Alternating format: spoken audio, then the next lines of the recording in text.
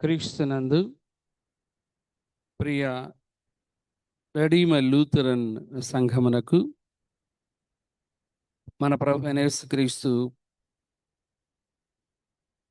పరిశుద్ధ నామమున శుభములను తెలియజేస్తూ ఉన్నాను. ప్రార్థన ద్వారా ఈ సాయంకాల ఆరాధనను మనం ప్రారంభించుకుందాం. ప్రార్థన. కనికరము గల పరలోకపు తండ్రి, ఈ దినమంతట్లో కూడా మాకు తోడయున్న ప్రభు నీకు స్తోత్రం. ఈ రాత్రి వేళ మేమందరము రెడీమర్ లూథరన్ సంఘంగా నీ మందిరమందు కూడి లెంటులోని 21వ దినాన్ని ఆచరించుచున్న తరి మమ్మలను దీవించండి. ముఖ్యంగా ఈ సాయంకాల ఆరాధనలో పాల్గొననున్న ప్రతి ఒక్కరిని పేరు పేరున దీవించండి నాయన. ముఖ్యంగా నీ వాక్యం అందించనైనటువంటి మిస్టర్ జి కిషోర్ కుమార్ గారిని మీ ఆత్మతో నింపి నడిపించండి. అలాగే మేము వాక్యం వినడం ద్వారా మా జీవితాలలో మరింతగా క్రీస్తు స్వరూపం ఏర్పడినట్లు సహాయం చేయండి. ఈ ఆరాధన కొరకై నాయన ఇంకనూ అనేక మంది మార్గంలో ఉన్నారు, క్షేమముగా ఇక్కడికి చేర్చండి. అలాగే జూములో పాల్గొంటున్న వారిని, ఇక్కడ చేరిన మామూలను మీ కృపకు అప్పగించుకుంటున్నాం. మీకు మహిమయుక్తంగా మేమందరం ఈ ఆరాధన జరిగించుకునడం ద్వారా నాయన నీకు ఎల్లవేళలా మహిమ, ఘనత, స్తోత్రములు కలుగునట్లును నీ బిడ్డలమైన మమ్మెల్లలను మా కుటుంబాలను ఆశీర్వదించుమని క్రీస్తు పరిశుద్ధ నామమున ఈ ప్రార్థనను వేడుకుంటున్నాము తండ్రి, ఆమేన్. 340వ కీర్తన సిల్వచంత నేర్సువ అనే కీర్తన పాడు.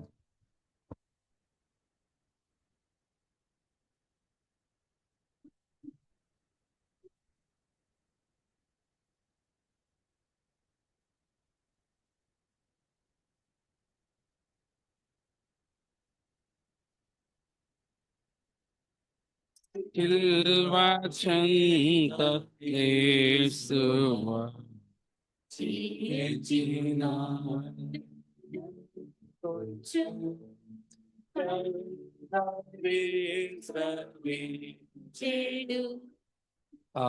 ఆల్వలో నల్మంసు సిల్వకే సేకే చెల్నావి చల్వ నదరిన్ చేరనాకు ముక్తి కంపితాద్భునందునై కానలేక యో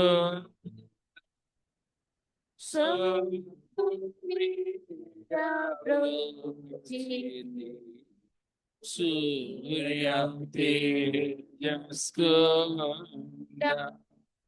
సిల్వకే సిల్వకే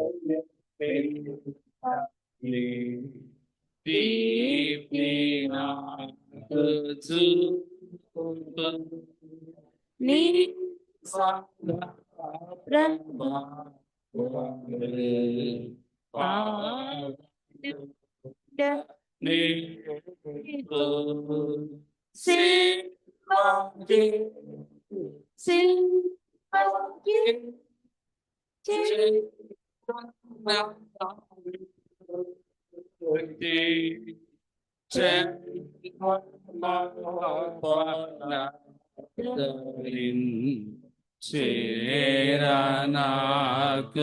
ముక్తి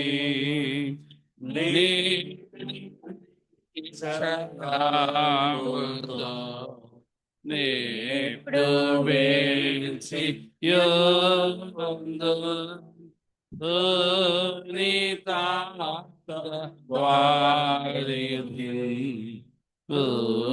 నీది మాంద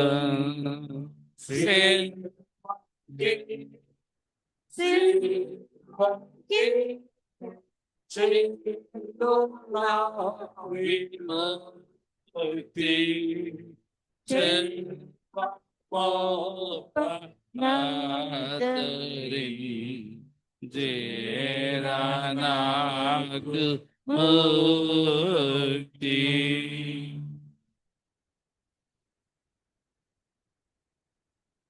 ఓ ప్రభువా, నా పెదవులను తెరువుము,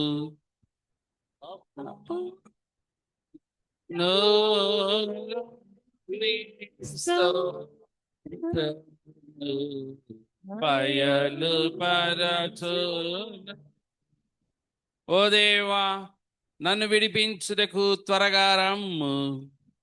ఓ ప్రభువా,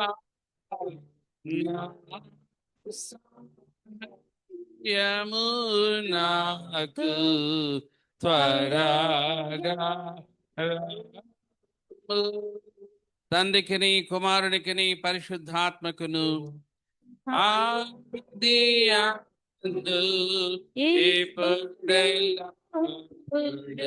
యుగ యుగ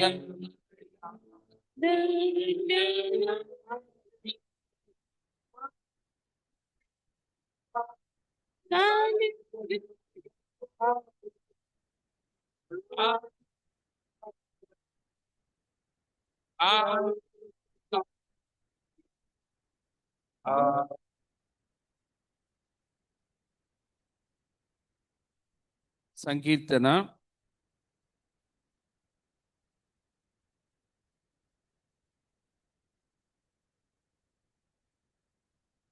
86 సంకీర్తన ఉత్తర ప్రత్యుత్తర రీతిగా ఎవరైనా వారిని నిర్ణయించలేదు కాబట్టి ఎవరైనా వచ్చి చదవాల్సిందిగా కోరుతున్నాను. శ్రీమతి కుసుమ కుమారి గారు.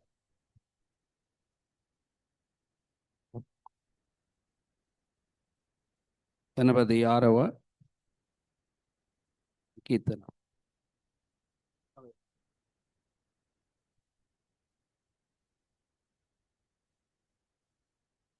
అది వచ్చి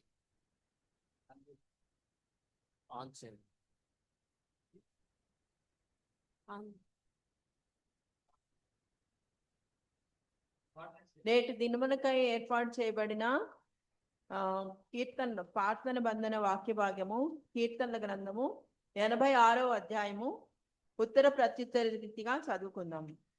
యెహోవా, నేను దీనుడను దరిద్రుడను, చెవియొగ్గి నాకు ఉత్తరమిమ్ము. నేను నీ భక్తుడను, నా ప్రాణం కాపాడును. నా దేవా, నిన్ను నమ్ముకొని నన్ను సేవకుని రక్షింపు.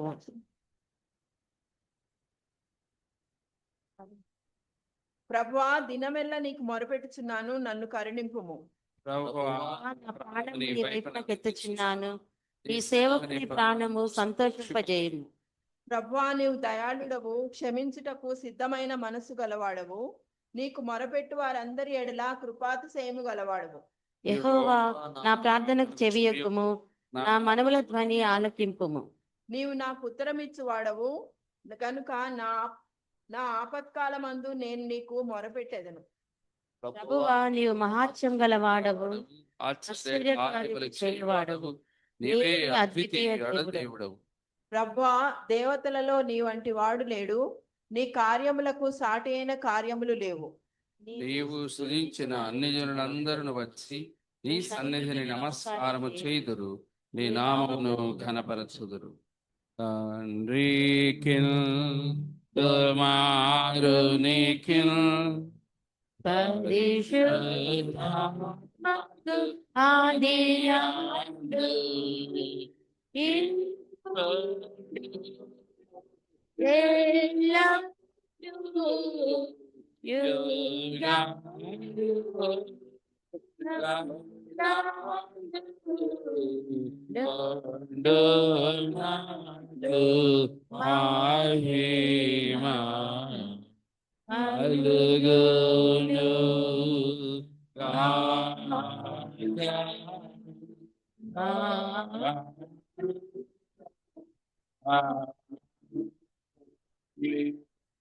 అలాగే నిలిచి ఉండగా సువార్త పాఠ్యభాగం చదువుదాం. పరిశుద్ధుడైన మార్కు వ్రాసిన సువార్త 1వ అధ్యాయం 14-15 వచనములు మాత్రం చదువుదాం.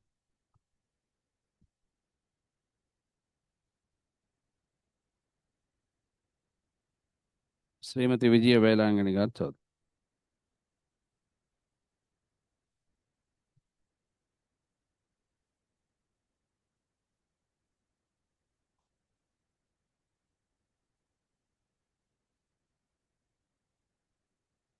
మార్కు సువార్త 1వ అధ్యాయము 14-15 వచనాలు చదువుకుందాం.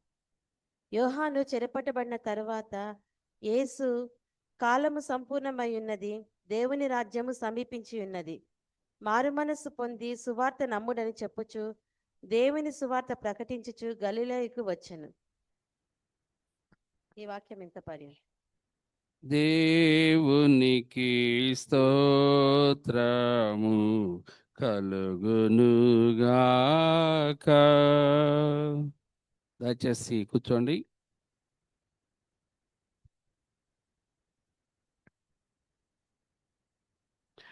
ఇది మనకు దేవుని వాక్యాన్ని అందించువారు మిస్టర్ P. కిషోర్ కుమార్ గారు.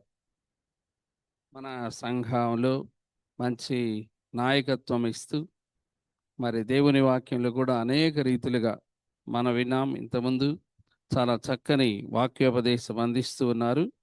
మరి వారు ఈ దినం మనకు వాక్యాన్ని అందించడానికి వారిని ఆహ్వానిస్తున్నాను. దానికి ముందు మనము 454వ సంకీర్తనని మనం పాడదాం.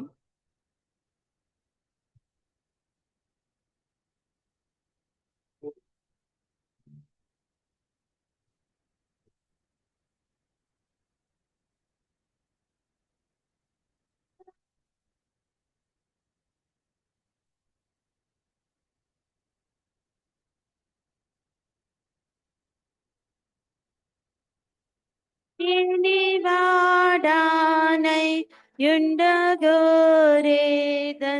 యేసు ప్రియా రక్షకా, నీవు చూపు ప్రేమను గాంచి నన్ను తీర్చు నీ దారి, నన్ను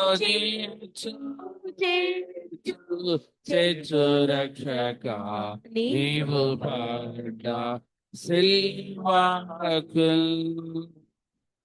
నన్ను చేర్చు రక్షకా,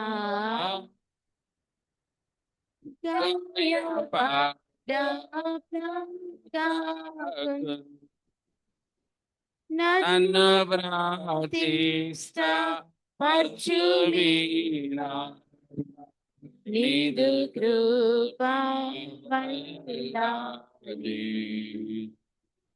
నాదు నాత్మ నిన్ను నిరీక్షించు, నీ చిత్త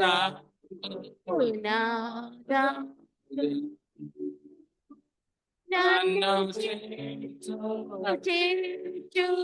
చేర్చు రక్షగా, నీవు పాట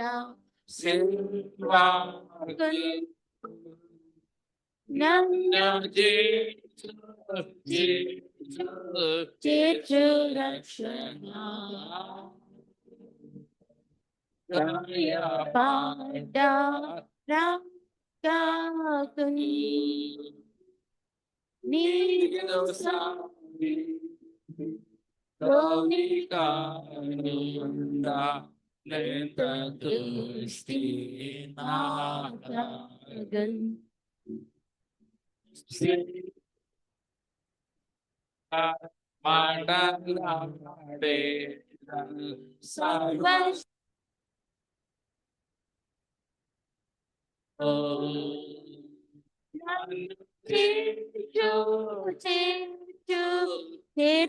రక్షగా నీవు పాట శ్రీవాకు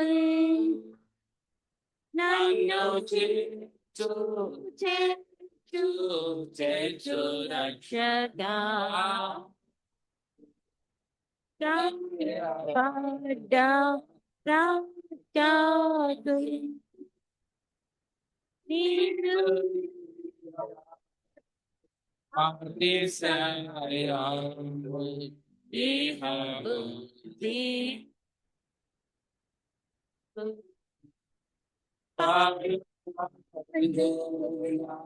దాని శ్రేష్ట పవించి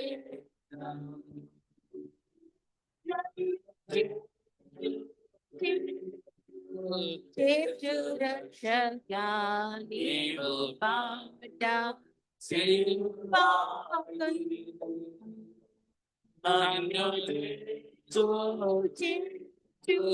చేర్చు రక్షగా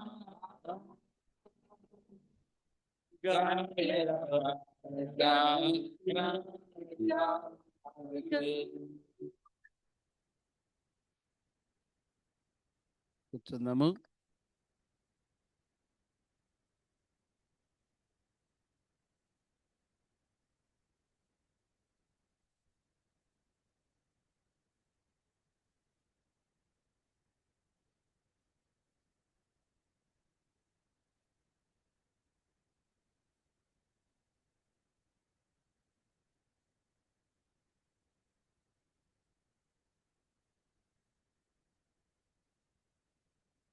ఒక చిన్న ప్రార్థన చేసుకుందామండి. పరలోకమందున మా తండ్రి, సర్వశక్తుడా, సర్వాధికారి, మహోన్నతుడా, నీకే స్తుతులు స్తోత్రములు వందనం చెల్లించుకుంటున్నాము. ఈ మండల కాలంలో మరి ఒకసారి మమ్మల్ని అందరినీ నీ సన్నిధికి నడిపించి నిన్ను ఆరాధించుటకును స్తుతించుటకును నీ వాక్యమును వినుటకును మాకు అనుగ్రహించిన సమయమును బట్టి నీకు వందనం చెల్లించుకుంటున్నాము. నా ద్వారా మాట్లాడమని, వాక్యంలోని మర్మములను మాకు తెలుపుమని, వాక్యము మా హృదయాలలో నాటుకొని దాని ప్రకారం నడుచుకునేలాగున నీ సహాయమును మాకు అనుగ్రహించమని మా ప్రభువును మీ ప్రియ కుమారుడైన యేసుక్రీస్తు ద్వారా నేను వేడుకొంచున్నాం తండ్రి. ఆమేన్.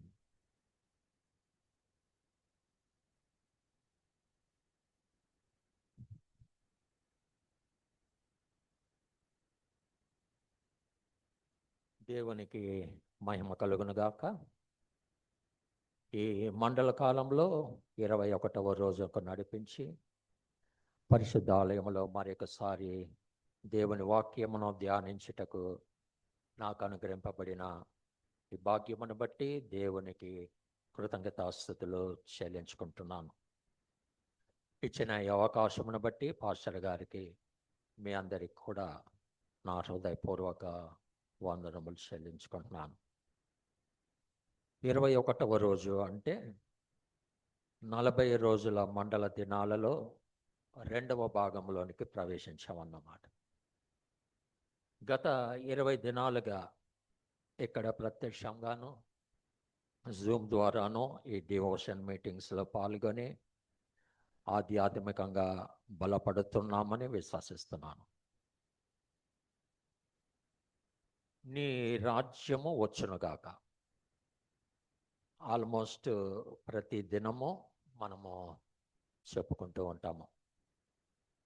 ఏ సందర్భంలో చెప్పుకుంటామో జ్ఞాపకంలోకి వస్తుందా? అవును, ప్రభువు నేర్పిన ప్రార్థనను చెప్పుకుంటూ ఈ వాక్యమును మనము దేవునికి విన్నవిస్తూ ఉంటాము.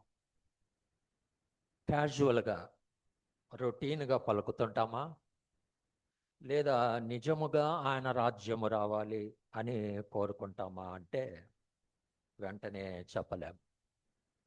ఎందుకంటే మనం ఎటువంటి ఆలోచనలో ఉన్నా కూడా రొటీన్గా ఈ వాక్యము మనం చెప్పేయగలం.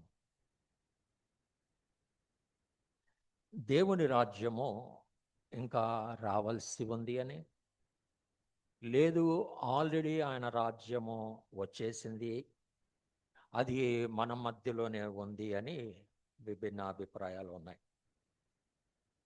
దీనిని అలా ఉంచి ఈ రోజుకు మనకు ఏర్పాటు చేయబడి చదవబడిన వాక్యమును మరొకసారి చదువుకుందాము. మార్కు సువార్త 1వ అధ్యాయము 15వ వచనము చూడండి. మార్కు సువార్త 1వ అధ్యాయము 15వ వచనము. కాలము సంపూర్ణమై ఉన్నది, దేవుని రాజ్యము సమీపించి ఉన్నది. మారు మనస్సు పొంది సువార్త నమ్ముడని చెప్పుచు దేవుని సువార్త ప్రకటించుచు యేసు గలిలయకు వచ్చెను. దేవుని రాజ్యము, కింగ్డమ్ ఆఫ్ గాడ్, ఇదే ఈరోజు మనకు ఏర్పాటు చేయబడిన అంశము. ఇక్కడ దేవుని రాజ్యము అని చెప్పబడింది, ఇంకొన్ని చోట్ల పరలోక రాజ్యము అని చెప్పబడింది. క్రొత్త నిబంధనలో 68 సార్లు దేవుని రాజ్యము అని చెప్పబడితే, రాయబడితే 32 సార్లు పరలోక రాజ్యము గురించి ప్రస్తావించబడింది. ఈ రెండు ఒకటేనా లేదా వేరువేరు రాజ్యాలా? మత్తయి సువార్తికుడు ఎక్కువగా పరలోక రాజ్యాన్ని గురించి ప్రస్తావించగా, మార్కు లూకా సువార్తికులు దేవుని రాజ్యాన్ని గురించి ఎక్కువగా ఉపయోగించారు. యోహాను సువార్తికుడు ఈ రెండు పదాల గురించి చాలా తక్కువగా మాట్లాడుతూ నిత్య జీవం అన్న దానిని ఎక్కువగా ఉపయోగించాడు. ఇంగ్లీష్లో కూడా ఈ రెండింటిని గూర్చి వేరు వేరు పదాలుగా రాశారు. దేవుని రాజ్యము అంటే కింగ్డమ్ ఆఫ్ గాడ్ అని, పరలోక రాజ్యము అంటే కింగ్డమ్ ఆఫ్ హెవెన్ అని అన్నారు. మత్తయి పరలోక రాజ్యము కూర్చిన ఉపమానములను, అంటే ఆయన రాసిన ఉపమానములను, మార్కు లూకాలు అవే ఉపమానములను దేవుని రాజ్యాన్ని గురించి ఉపమానాలుగా రాశారు. కాబట్టి దీనివలన మనకు తెలుస్తున్నది ఏమిటంటే దేవుని రాజ్యము పరలోక రాజ్యము రెండు ఒకటే అని. సువార్తికులు పదాలను వేరువేరుగా ఉపయోగించారు అని. పరలోక రాజ్యము లేదా దేవుని రాజ్యము పైన ఉందా లేదా ఇక్కడే ఉందా? 10 మంది కన్యకల ఉపమానంలో బుద్ధి లేని కన్యకలకు మూసివేయబడిన తలుపులు తీయబడినట్టుగా చూడగలం. కానీ భూమి మీద అవిశ్వాసులకు కానీ సిద్ధపడని వారికి కానీ తలుపులు మూయబడినట్టుగా కనబడదు. దేవుడు అటువంటి వారు మారు మనస్సు పొందడానికి చివరి వరకు అవకాశం ఇచ్చేవాడుగా ఆయన రెండవ రాకడ ఆలస్యానికి నిదర్శనం. దీన్ని బట్టి పరలోక రాజ్యము పైన ఉన్నట్టుగా తెలుస్తోంది. నీ చిత్తము పరలోకమందు నెరవేరుచున్నట్లు భూమి మీద కూడా నెరవేరునుగాక అని ప్రభువు నేర్పిన ప్రార్థనలో చెప్పుకుంటూ ఉంటాము. అంటే పరలోక రాజ్యము పైన ఉంది. మత్తయి సువార్త 18వ అధ్యాయము 18వ వచనములో 18వ అధ్యాయం 18వ వచనములో యేసుక్రీస్తు ఇలాగూ సెలవిస్తున్నాడు. భూమి మీద మీరు వేటిని బంధింతురో అవి పరలోకమందును బంధింపబడును, భూమి మీద మీరు వేటిని విప్పుదురో అవి పరలోకమందును విప్పబడును. అంటే పరలోక రాజ్యము పైనే ఉంది. ఇలా ఎన్నో రిఫరెన్సెస్ పరలోక రాజ్యము పైన ఉన్నట్టుగా తెలియచేస్తూ ఉన్నాయి. అయితే దేవుని రాజ్యము భూమి మీదకి వచ్చే ఉన్నది అని చెబుతూ ఉన్నారే, మరి దాని విషయం ఏమిటి? యేసుక్రీస్తు కూడా ఈ మాట చెప్పాడు. లూకాసు సువార్త 17వ అధ్యాయము 20-21 వచనాలు చూడండి. లూకాసు సువార్త 17వ అధ్యాయము 20-21. దేవుని రాజ్యం ఎప్పుడు వచ్చునని పరిసయ్యులు ఆయనను అడిగినప్పుడు, ఆయన దేవుని రాజ్యము ప్రత్యక్షముగా రాదు, ఎందుకనగా ఇదిగో దేవుని రాజ్యము మీ మధ్యనే ఉన్నది అని యేసుక్రీస్తు చెప్పినట్లుగా మనం చూడగలం.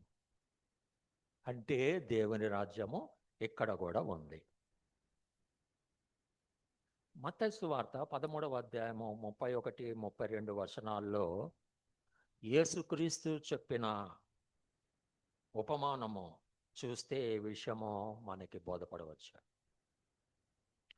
ఈ ఉపమానము పరలోక రాజ్యాన్ని యేసుక్రీస్తు ఒక ఆవగింజతో పోలుస్తూ ఉన్నాడు.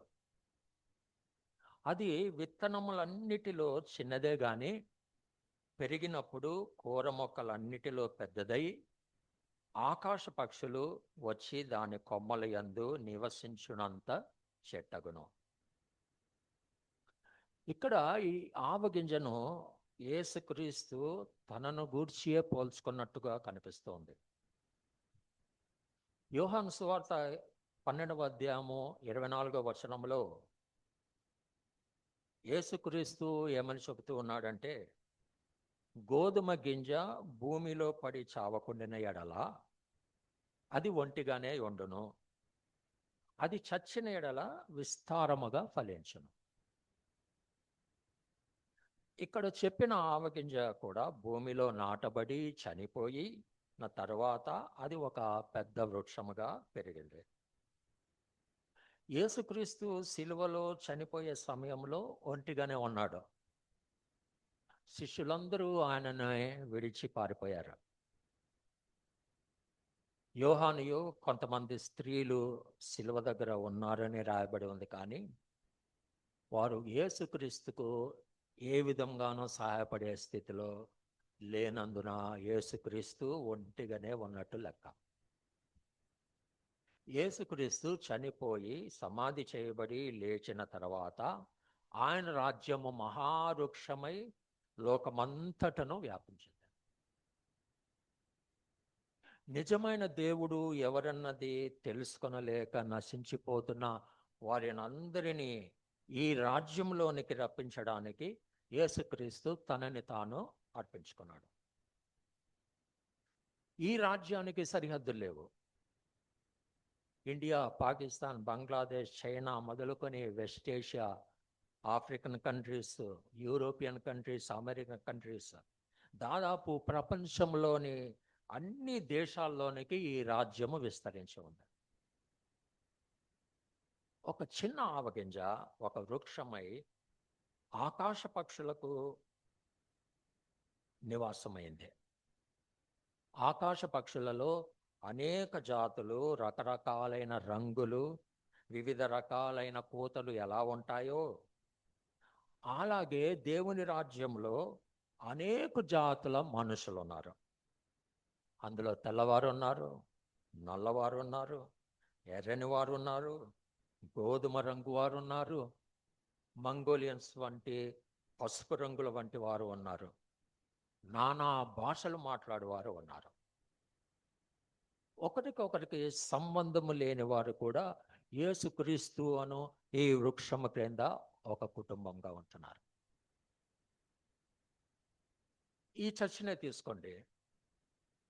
ఇందులో చాలామంది నేబర్స్ కాదు, ఒకే ప్రాంతంలో నివసిస్తున్న వారు కాదు, ఒకే చోట పనిచేస్తున్న వారు కారు, బంధుత్వం గలవారు కారు.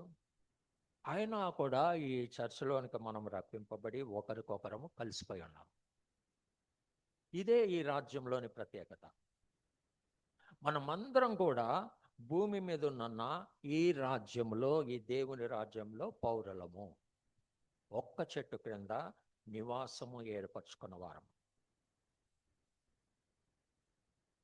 మత్తయి సువార్త 22వ అధ్యాయము మొదటి 14 వచనంలో యేసుక్రీస్తు పరలోక రాజ్యమునకు పోలికగా ఇంకొక ఉపమానము చూపుతున్నాడు. మత్తయి సువార్త 22వ అధ్యాయము మొదటి 14 వచనములు. అది ఏమిటంటే, ఒక రాజు తన కుమారుని పెండ్లి విందుకు కొంతమందికి పిలుపు అందించగా, ఒక్కొక్కరు ఒక్కొక్క కారణము చూపుతూ ఆ విందుకు హాజరవ్వడానికి నిరాకరించడం వలన ఆ రాజుకు కోపం వచ్చి వారినందరినీ సంహరించి వారి పట్టణమును తగలబెట్టించి రాజమార్గంలో కనబడిన వారినందరినీ పిలువనంపించుటకు తన దాసులను పంపించగా, ఆ దాసులు చెడ్డవారినేమి మంచివారినేమి అందరినీ పోగు చేసి పిలుచుకొని రాగా ఆ పెళ్లిశాల నిండిపోయినట్టుగా ఈ ఉపమానం చెప్పబడింది. ఈ ఉపమానంలో రాజు దేవుడనియో పెండ్లి కుమారుడు యేసుక్రీస్తు అనియో తెలుస్తుంది. మరి మొదటగా పిలువబడిన వారెవరు? యెరూషలేములోని యూదులు అనుకోవచ్చా? పెండ్లి విందుకు రాని వారిని సంహరించి వారి పట్టణమును తగులబెట్టించెను అని ఉంది. యేసుక్రీస్తు వారిచే సిలువ వేయించిన కొన్ని దశాబ్దాల తర్వాత, అంటే క్రీస్తు శకము 70వ సంవత్సరంలో యెరూషలేములోని యూదులలో చాలా మందిని, వేల మందిని, ఇంకా లక్షల మందిని అంటారు, రోమా సైనికులు హతమార్చి యెరూషలేము పట్టణమును సమూలముగా తగలబెట్టించినట్టుగా చరిత్ర చెబుతూ ఉంది. ఈ ఉపమానంలో కూడా యేసుక్రీస్తు యెరూషలేం పట్టణం గురించి చెప్పినట్టుగా తెలుస్తోంది. ఆ తర్వాత రాజమార్గంలో కనబడిన వారినందరినీ కూడా పిలుచుకొని రాగా విందుశాల నిండిపోయింది. పిలువబడిన వారిలో మంచివారు ఉన్నారు, చెడ్డవారు ఉన్నారు. మనమందరం కూడా ఆ విందులో ఉన్నాము. అయితే ఇక్కడ ఒక చిన్న ట్విస్ట్ కనబడుతుంది. విందుకు వచ్చిన వారిలో పెండ్లి వస్త్రము ధరించుకొనని ఒకని చూచి, రాజు పెండ్లి వస్త్రము లేక ఇక్కడికి ఎలాగూ వచ్చితివని అడుగగా వాడు మౌని అయి ఉండెను. ఈ డ్రెస్సుల విషయం చూస్తే మనము నార్త్ ఇండియాలో చూస్తే చనిపోయిన వారిని చూడడానికి లేదా ఫ్యూనరల్కి వెళ్ళిన వారు వైట్ డ్రెస్లో కనిపిస్తారు. అలాగే వెస్టర్న్ కంట్రీస్లో ఫ్యూనరల్కి వెళ్ళిన వారు బ్లాక్ డ్రెస్లో కనిపిస్తారు. ఇది ఒక్కొక్క దేశంలో ఒక్కొక్క పద్ధతి.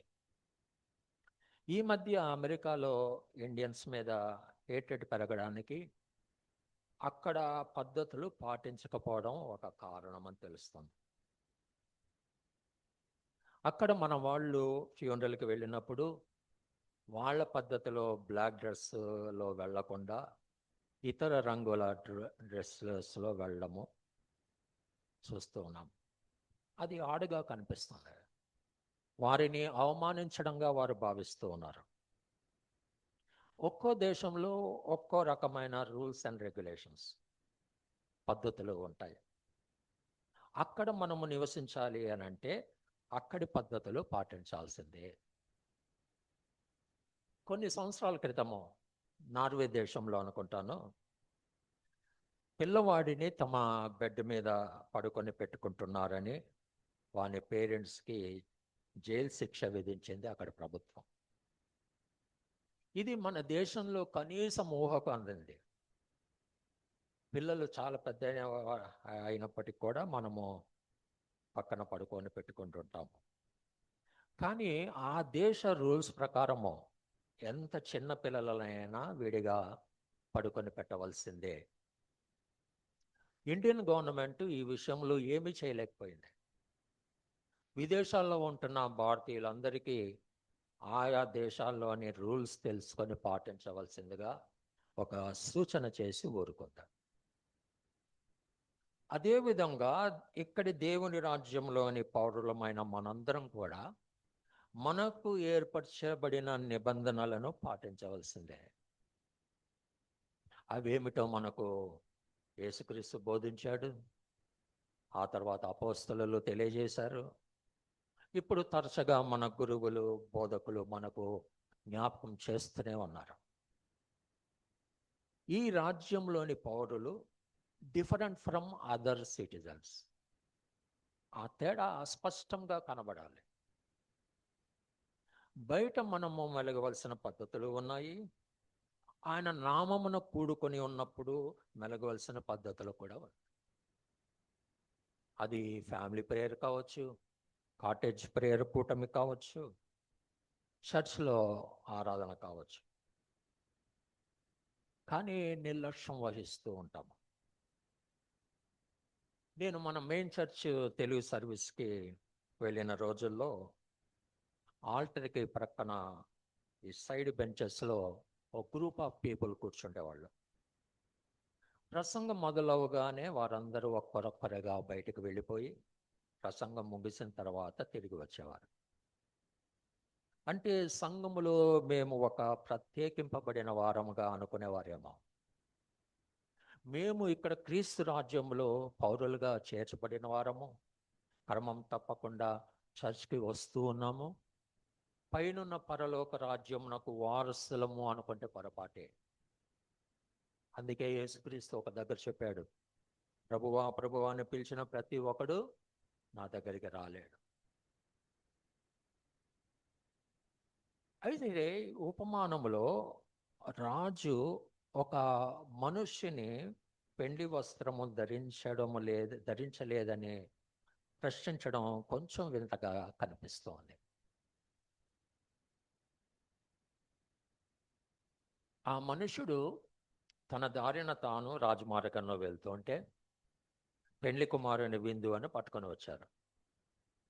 ఇప్పుడు రాజేమో పెండ్లి వస్త్రం ఏవి అని ప్రశ్నిస్తున్నాడు. ఇంత తక్కువ సమయంలో పెండ్లి దుస్తులు ఆ మనుషుడు ఎక్కడి నుండి తెచ్చుకుంటాడు. తెచ్చుకోలేక సమాధానం ఏమి ఇయ్యలేక మౌని అయి ఉంటే వీని కాళ్ళు చేతులు కట్టి వెలుపలి చీకటిలోనికి త్రోసివేయుడి, అక్కడ ఏడుపును పండ్లు కొరుకుటయు ఉండును అని అంటున్నాడు రాజు. ఇదేమి న్యాయం అనిపిస్తుంది? ఈ పెండ్లి వస్త్రములు ఎవరికి వారు తెచ్చుకున్నవి కావు, అవి ఉచితముగా ఇవ్వబడినవి. యెషయా గ్రంథము 61వ అధ్యాయము 10వ వచనం చూడండి. యెషయా గ్రంథము 61వ అధ్యాయము 10వ వచనము. శృంగారమైన పాగా ధరించుకొనిన పెండ్లి కుమారుని రీతిగాను, ఆభరణములతో అలంకరించుకొనిన పెండ్లి కుమార్తె రీతిగాను ఆయన రక్షణ వస్త్రములను నాకు ధరింపచేసి ఉన్నాడు, నీతి అను పైబట్టను నాకు ధరింపచేసి ఉన్నాడు. రక్షణ వస్త్రములను, నీతి అను పైబట్టను.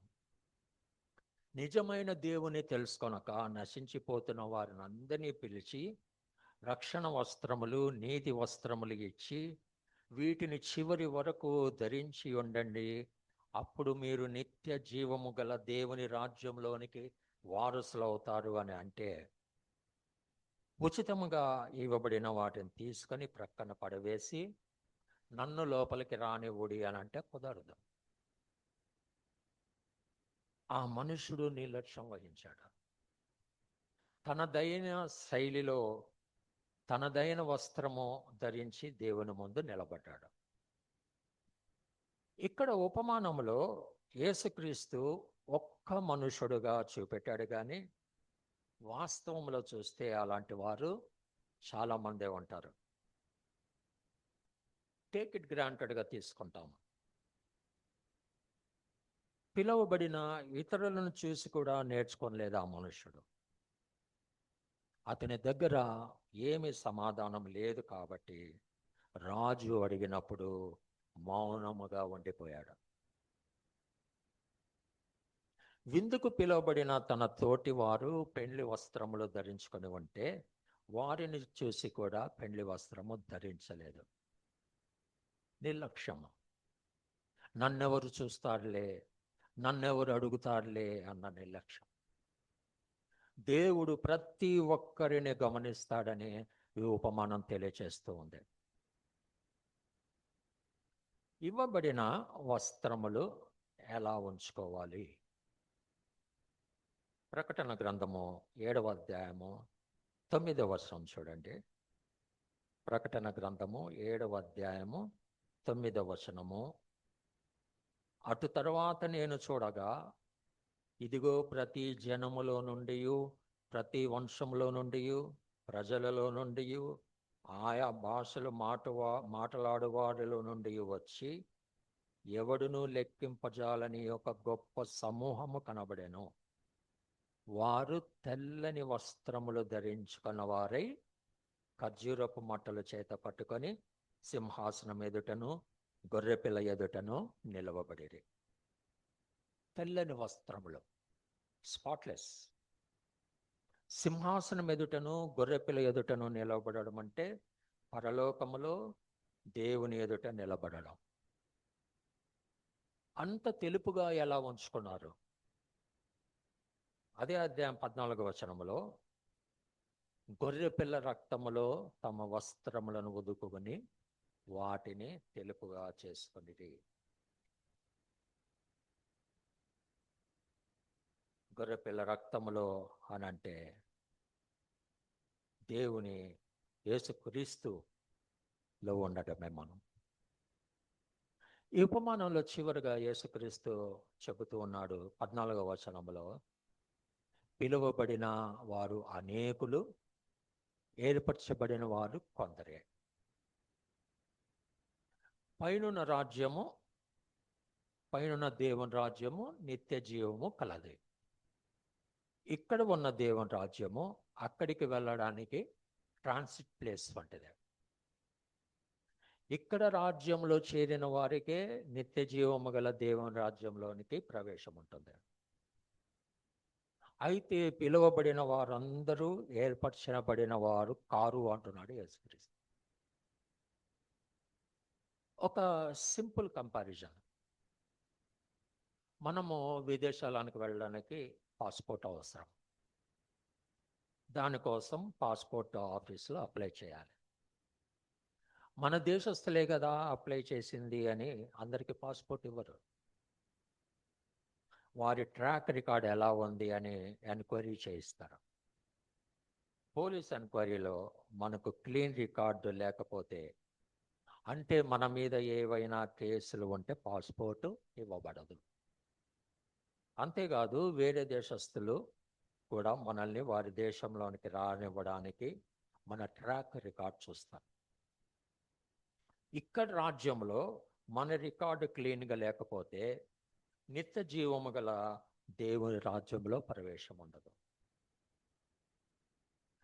ప్రవేశం లేకపోతే పోనీ, యేసుక్రీస్తు ఏమని చెప్తున్నాడు 18వ వచనములో, వీని కాళ్ళు చేతులు కట్టి వెలుపలికి చీకటిలోనికి త్రోసివేడి, అక్కడ ఏడుపును పండ్లు కొరుకుటయు ఉండును.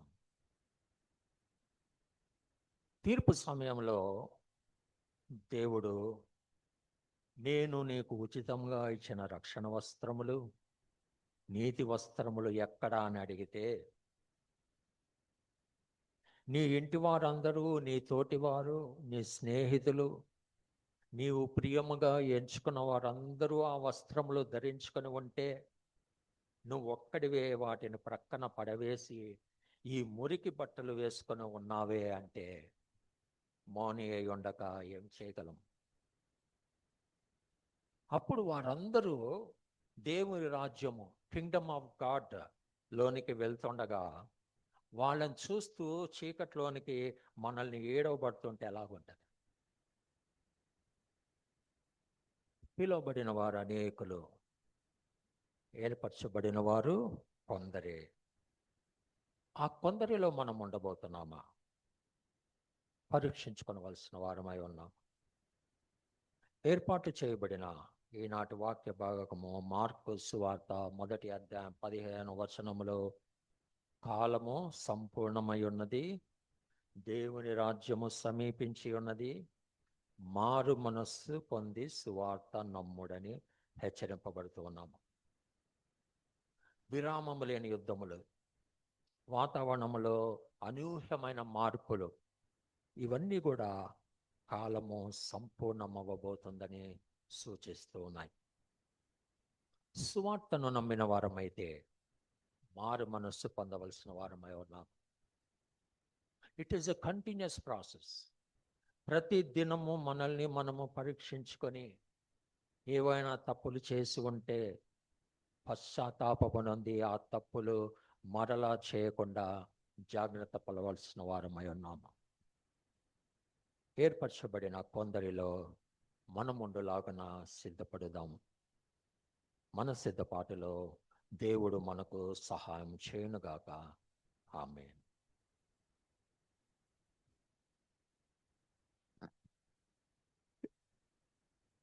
ఎవరైనా ప్రత్యేకమైన కీర్తన పాడేవాళ్ళు ఉంటే పాడచ్చు.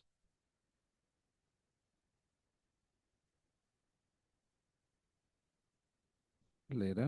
లేని ఎడల జూమ్లో పాల్గొంటున్న వారు ఉంటే ప్రార్థన ఉన్నారా?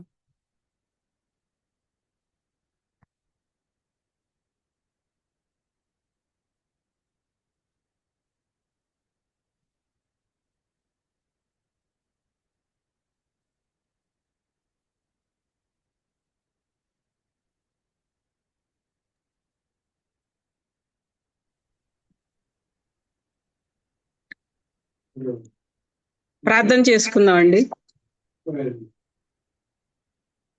మమ్మల్ని ఎంతో మిక్కిలిగా ప్రేమించిన మా ప్రియ పరలోకపు తండ్రి, కృపామేడ, దయామేడ, ఆశ్చర్యకరుడ, పవిత్రమైన నీ బంగారు పాదముల చెంత ఈ సాయంకాల సమయంలో మమ్మల్ని అందరినీ చేర్చి నీ పాద సన్నిధిలో నా ప్రభువా నిన్ను గురించి, నీ వాక్యమును గురించి ధ్యానించి పాటల ద్వారా నిన్ను మహిమపరిచిన విధానం బట్టి మరి ఒకసారి నీకు వందనాలు తండ్రి, స్తోత్రాలు. నా దేవా, నా ప్రభువా, ఇక్కడ చేరిన ప్రతి ఒక్కరిని దీవించండి, ఆశీర్వదించండి. వాక్యమును విత్తిన కిషోర్ గారిని బట్టి నీకు వందనాలు తండ్రి, స్తోత్రాలు ప్రభువా. సహాయం చేయండి. అవును ప్రభువా, ఇత్తిన వాక్యాన్ని వ్యర్థమగా పోనీయకుండా 30 60 100 ఫలించినట్లుగా వినిన ప్రతి ఒక్కరి హృదయములో నాటి ఫలించినట్లుగా సహాయం చేయమని వేడుకుంటున్నాం. ఆ ప్రభువా, ఏర్పరిచిన వారు కొద్ది మంది, పిలువబడిన వారు అనేక మంది నీ వాక్యంలో సెలవిచ్చి ఉండగా మేము పిలువబడిన వారిలో ఉన్నామా, ఏర్పరచబడిన వారిలో ఉన్నామా, మమ్మల్ని మేము పరీక్షించుకుంటూ ప్రతిదినము నీ ధ్యానాంశంలో మేము ముందుకు నడుగుటకు సహాయం చేయండి.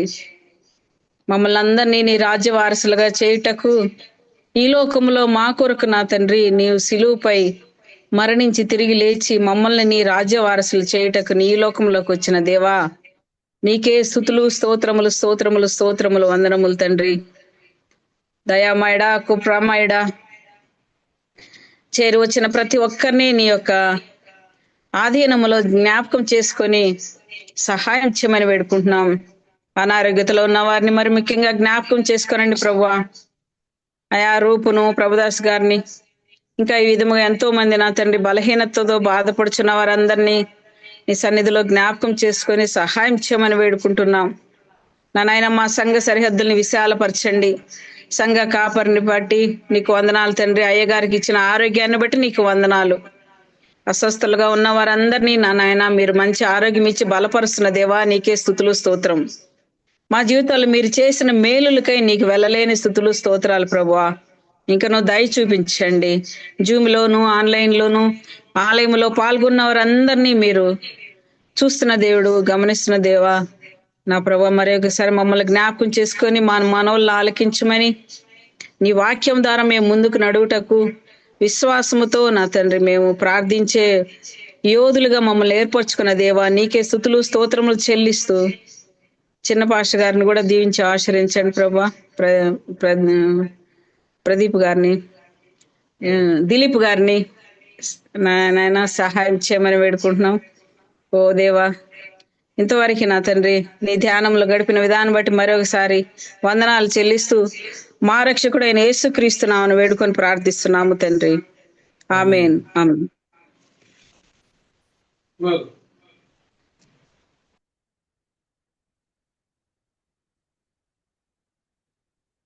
లెంటులోని 21వ దినమందు దేవుని ఆలయానికి వచ్చి ఈ సాయం వేళ ఆరాధనలో పాల్గొన్న వారందరికీ, జూమ్లో పాల్గొన్న వారందరికీ హృదయపూర్వకమైన వందనాలు తెలియజేస్తూ ఉన్నాం. అలాగే ఆరాధన క్రమంలో మరి పాల్గొనేటువంటి శ్రీమతి కుసుమకుమారి గారికి, శ్రీమతి విజయ వేలాంగణి గారికి, అలాగే మరి ఇప్పుడు ప్రత్యేకమైనటువంటి ప్రార్థన చేసిన శ్రీమతి కేజే గారికి హృదయపూర్వకమైన వందనాలు తెలియజేస్తున్నాం. మరి విశేషంగా ఈ దినం అంశము దేవుని రాజ్యం.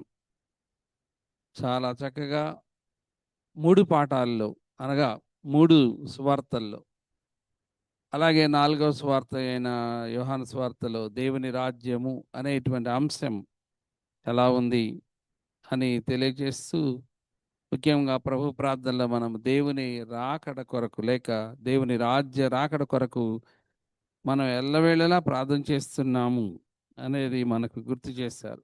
అంతేకాదు, ఒక మత్తయి సువార్త 22వ అధ్యాయంలో ఉన్నటువంటి యేసు ఉపమానాన్ని తీసుకొని చాలా చక్కగా మనకు విడమర్చి చెప్పారు.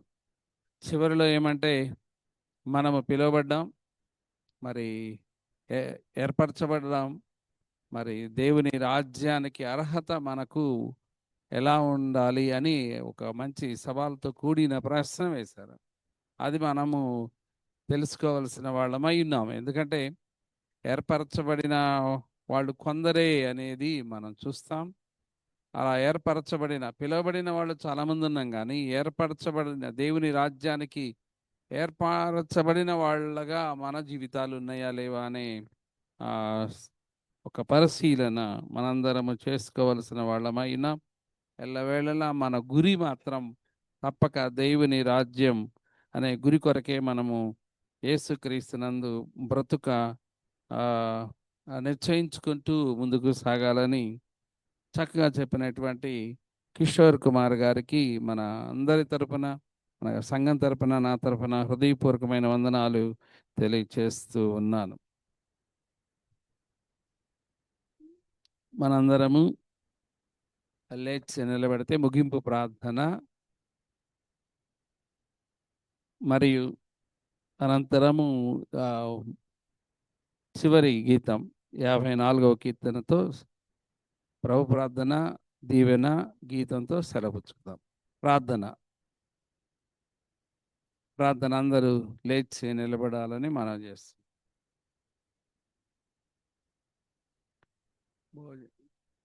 ప్రకటనలు ఏమున్నాయి? భోజనం ఉన్నట్లుంది. మినీ మీల్స్ ఏర్పాటు చేసిన వారు కిషోర్ కుమార్ గారే, వారే ఏర్పాటు చేశారు. మనందరం దానిలో ఆ సహవాస విందులో పాల్గొందాం. రేపటి దినమందు పాస్టర్ గారే, నేనే, సంఘ కాపరి గారే దేవుని వాక్యం అందిస్తారు. ప్రార్థన.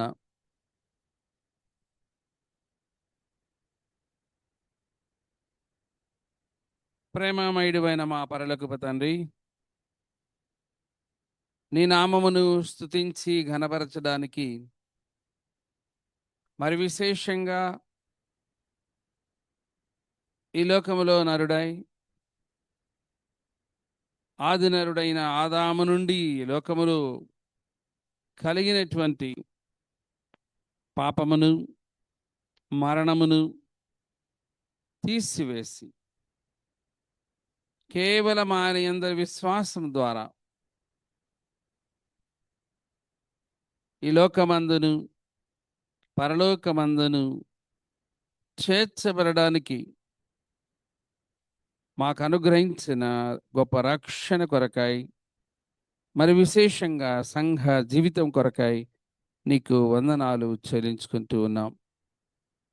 దయగల తండ్రి, దినదినము మేము సిలువ ఎదుట చేరి సిలువే నా శరణు అని మేము హృదయపూర్వకంగా తలంచుచు సిలువ వలన కలిగినటువంటి రక్షణ భాగ్యంలో మేము మా పాపాలను మీ ఎదుట ఒప్పుకొని మారు మనసు పొంది నిత్య జీవార్థమైన సంరక్షణ కలిగిన వారమై ఎదుగుటకు సహాయం చేస్తున్న ప్రభు నీకు వందనం.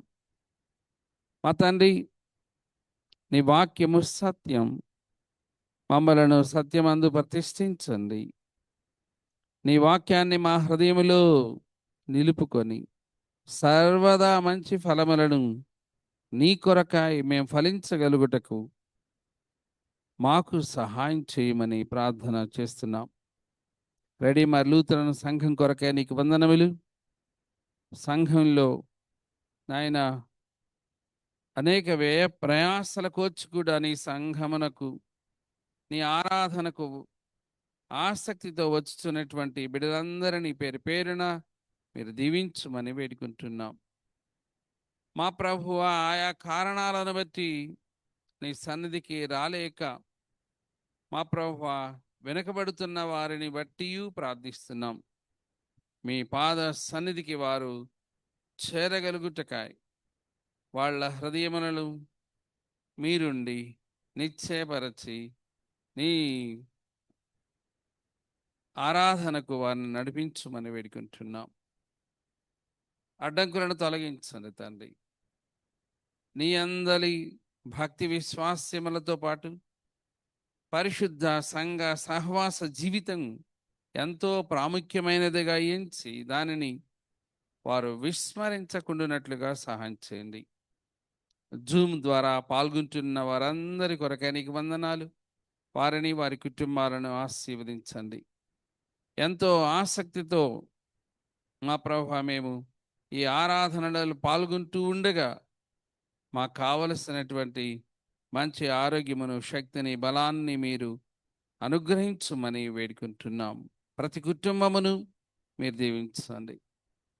ప్రత్యేకంగా నాయన ఈ దినం 21వ దినమందు ఆరాధనలో పాల్గొన్న వారందరిని బట్టి, విశేషంగా దేవుని వాక్యాన్ని చదవడానికి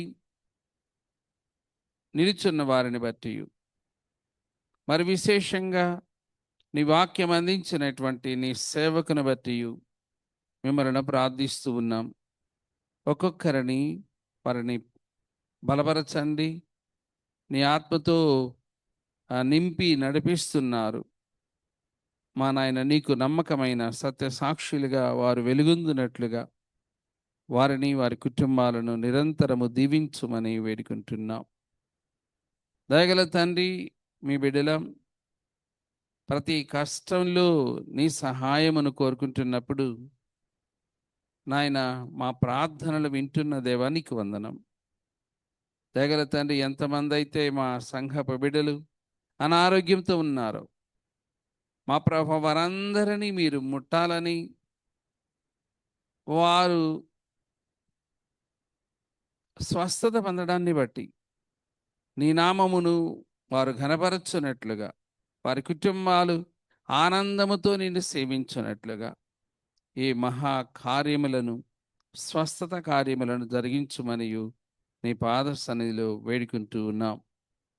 దయగల తండ్రి, ఆయన మా సంఘస్థులు విదేశాల్లో ఉన్నారు, వారి కొరకు ప్రార్థిస్తున్నాం. నాయన, వారిని అక్కడ దీవించండి. వారు ఎక్కడ ఉన్నను నీకు నమ్మకమైన విశ్వాస జీవితం ద్వారా వారు ఇతరులను ప్రభావవంతంగా క్రీస్తునందు శక్తియుతమైనటువంటి జీవితాల ద్వారా నీ కొరకు ఆకర్షించగలుగుటకై వారి జీవితాలను దీవించాలని, మంచి ఆరోగ్యము, శక్తి ఇవ్వాలని వేడుకుంటున్నాం. దయగల తండ్రి, నీకే ఘనత మహిమలు ఎల్లవేళలా మేము చెల్లిస్తున్నాం. మా ప్రభువా, ఈ దినపు మీ కృపలన్నిటికై మీకు వందనములు. ఈ రాత్రి కాలమందు మేము ఆ పడకలను చేరినప్పుడు మా ప్రార్థన మీరు ఆలకించి మాకు కావలసినటువంటి మంచి నిద్రను ఇవ్వండి. అలాగే ఉదయాన్నే లేచి నీ నామాన్ని స్తుతించుచు మరలా దినచర్యలో పాల్గొనగలుగుటకై నీ కృపా సహాయం ఇమ్మని వేడుకుంటున్నాం. ఇంకా మా ప్రభువా, సంఘ బిడ్డలందరి కొరకు ప్రార్థిస్తున్నాం. పేరు పేరున ప్రతి కుటుంబము ఆశీర్వదించబడడానికి, ఇంకను అనేక మంది నీ పరిశుద్ధ సన్నిధిలోనికి నాయన తమ మనసుంచి రాగలుగుటకై కూడా మీరు ప్రేరణ నిమ్మని వేడుకుంటూ ఈ దినదీవెనల కొరకై కృతజ్ఞతలు చెల్లిస్తూ యేసుక్రీస్తు పరిశుద్ధ నామమును బట్టి ఈ ప్రార్థనను నీ పాద సన్నిధిలో వేడుకుంటున్నాము తండ్రి. ఆమేన్. పరలోకమందున్న మా తండ్రి, నీ నామం పరిశుద్ధపరచబడును గాక, నీ రాజ్యం మోచుగాక, నీ చిత్తం పరలోకమందు నెరవేరుచున్నట్లు భూమి యందు నెరవేరుగాక. మా అనుదినాహారం నేడు మాకు దయచేయము. మా అపరాధం చేసిన వారిని మేము క్షమించిన ప్రకారం మా అపరాధములను క్షమించు. శోధనలో తేక దుష్టును తప్పించుము. రాజ్యము, శక్తి, మహిమ నిరంతరము నీవైనవి. ఆమేన్. మన ప్రభువైన యేసుక్రీస్తు కృప, తండ్రి అయిన దేవుని ప్రేమ, పరిశుద్ధాత్మిక అన్యోన్య సహవాసము దీవెన సదా మీ అందరికీ తోడైండునుగాక.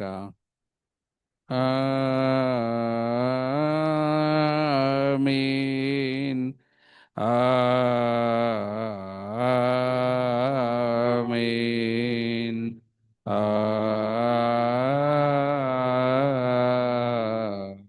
ఆమేన్.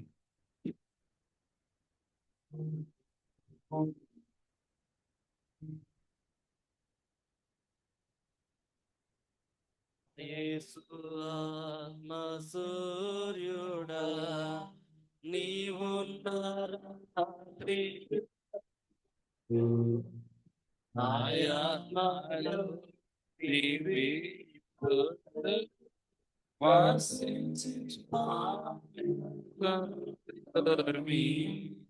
నేను నిద్రించు వేళలో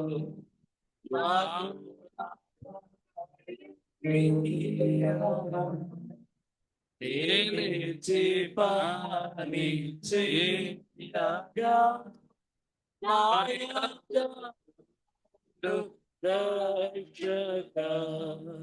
నాతోడ రాత్రి పగలు నీవు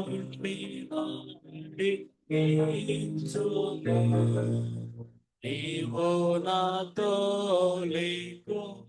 దివ్య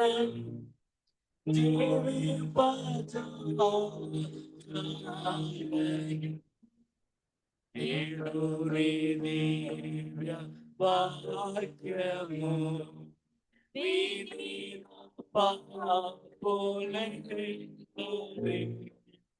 క్షమించి గుణ పారచి నీ మందలోకి తీర్చుము. రోగిని స్వస్థపరచి విధాలను పోషించుని. దుఃఖించు వారి దుఃఖము పాపియానంద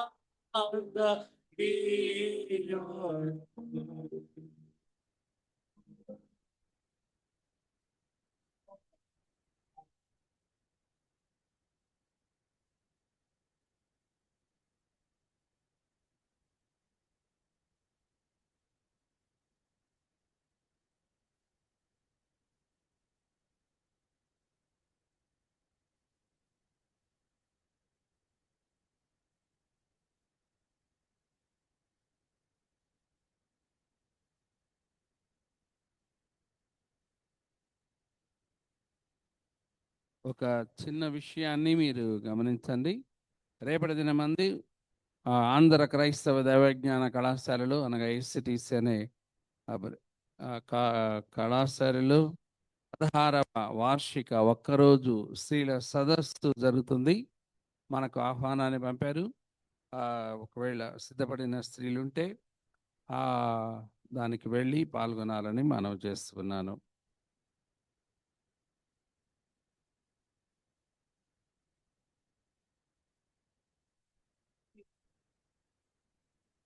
రేపటి దినమందు శ్రీ డి రాజాబాబు గారి ఇంట్లో ప్రార్థన ఏర్పాటు చేయబడుతుందని మీకు తెలియజేస్తున్నాం. అది రాజాబాబు గారి ఇంట్లో. మరి ఎట్లా? ఇక్కడ చర్చిలో ఉండదు, కానీ అందరూ వారి ఇంటికి వెళ్తాం, అక్కడ ఆరాధన జరుగుతుంది. ఓకే.